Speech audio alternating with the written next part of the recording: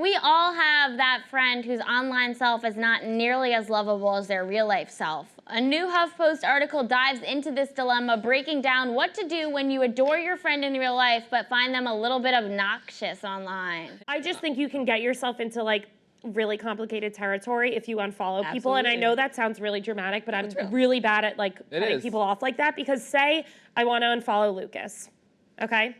Let's just say. Let's say. I want to unfollow Lucas. Just imagine. And like, and then I bump into him on the street one day. Yeah.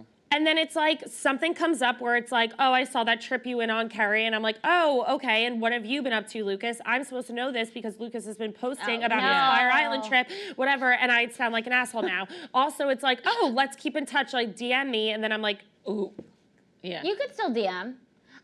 Well, if somebody's not on public, it's a problem.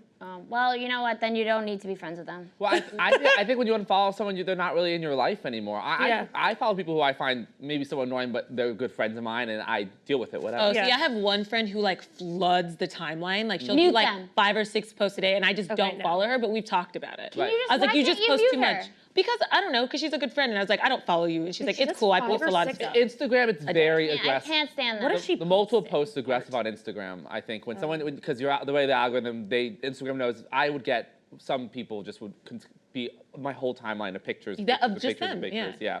So I do understand that Instagram, it's very aggressive. I wish you could rank people. Yes. So like, you know how obviously in your stories and stuff, like people's stories that you watch most are the ones that come up first, but I wish I can go into the back and choose and like actually be like 1, 2, you know what I like chuck some of the people at the bottom who are like, yeah, I'm not gonna unfollow them, but like, you don't need to feed me their stuff.